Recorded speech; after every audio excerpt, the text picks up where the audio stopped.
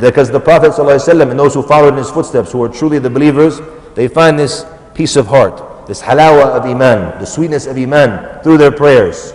So we see now the emotional effect it has on the Muslim.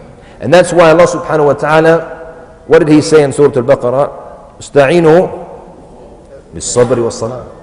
And to seek assistance through sabr, through patience, and through what? The prayer. So now when a Muslim, and that's why the Prophet ﷺ, when they said if he would find anything difficult in his life, he would immediately turn to what? A salat. Immediately turn to the salat. So it shows you it's a way out for the true believer. And it's a way out of the difficulties of the dunya. And that's why Allah subhanahu wa ta'ala told us to seek assistance through patience and through the prayer. The salat as well, it is the difference between the Muslim and between the non-Muslim. And that's why it came in the hadith of the Prophet sallallahu alaihi wasallam, where he said, "Al-ahdu alladhi baynana wa baynahum as-salat, faman tarakaha faqad kafar." That the covenant between us and them, meaning the people who are the non-believers or the non-Muslims, that it is a salat. So whoever leaves the salat, then he has committed an act of kufr. And the other hadith, the Prophet sallallahu alaihi wasallam said, "Bayn al-rajuli wa bayn al-kufri wa shirk tarku salat." That between the kufr and the act of shirk, between a man and the kufr and the act of shirk, joining partners with Allah subhanahu wa ta'ala worship, is leaving the salat. So leaving the salat is just like what? The kufr, the disbelief, and the shirk, joining partners with Allah subhanahu wa ta'ala. And here is an important benefit, that in these cases, as Shaykh al-Islam Ibn Taymiyyah rahimahullah, as he mentioned, and Iqtida Sirat al-Mustaqim, in his book Iqtida Sirat al-Mustaqim, which alhamdulillah has been translated to the English language as well, he mentioned that in the Arabic language, in these type of hadith or ayat, when it says al-kufr, in the hadith when it says al-kufr, the kufr, he said this shows that it's the kufr al-akbar. That's the major kufr, which means the person actually leaves the fold of Islam when he does it. So this kufr that is in the hadith, and it says al-kufr and ash-shirk, it shows that it's the major kufr, and it means that this person leaves Islam. And this is what was said, and this was the understanding of the Sahaba radiallahu anhum.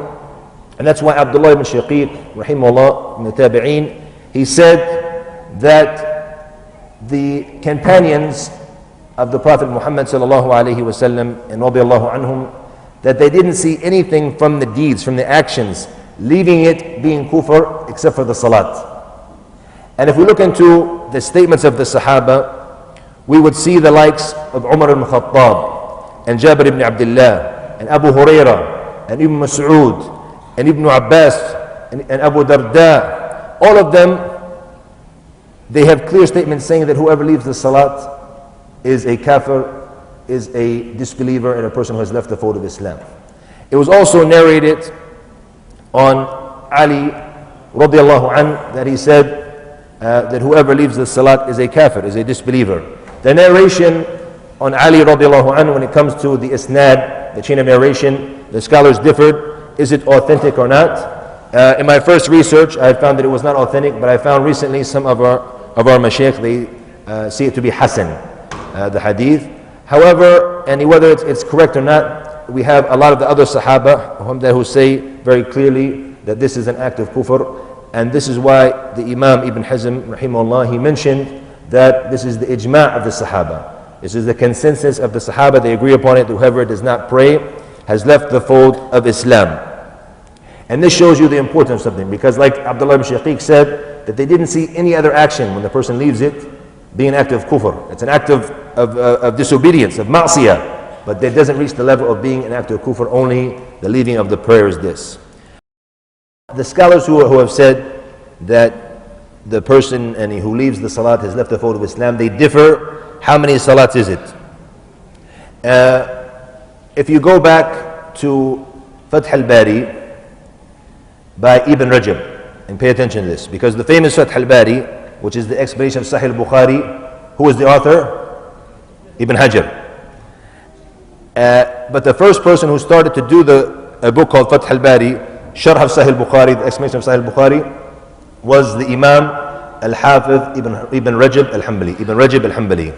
And they say that rahimahullah, he started explained the book Sahih Bukhari, and when he reached the book of the janazah, the funeral prayers, his janazah left his house, rahimahullah.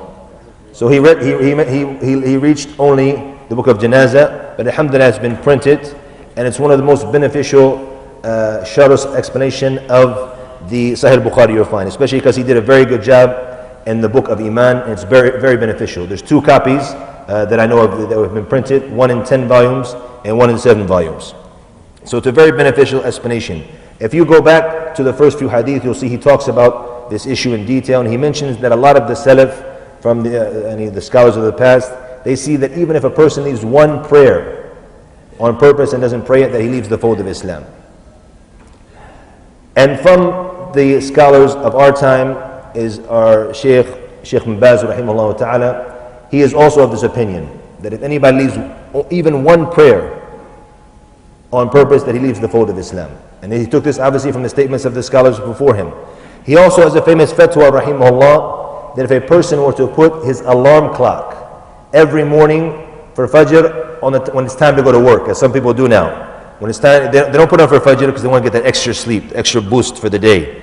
So now if he has to be at work at 8 o'clock, he'll put the alarm clock on 7, 6:30, whatever, how much time he needs. But he won't get up for Salat al-Fajr. He said a person who does this intentionally, then he leaves the fold of Islam.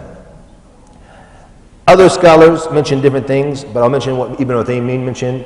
He mentioned that it is the person who leaves the Salat altogether. He never prays.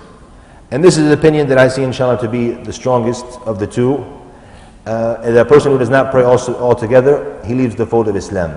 And if you look at a person now, we have a lot of Muslims, especially in the time we live, and we know that perhaps they might leave sometimes, pray sometimes, and they're in a sira'. They're fighting within themselves because they want the good and shaitan is pulling them away. And we know these people personally, inshallah, we don't believe that they have left the fold of Islam. But obviously it's haram what he's doing, he's in great danger. And just the fact that some of the scholars, a lot of the scholars, and so I mentioned the book of Ibn Rajab al-Hanbali, if you go back to it, you'll see he mentions just one prayer. The fact that the scholars have mentioned this, it shows you the danger of the situation and how you need to focus on striving to never leave any of your prayers.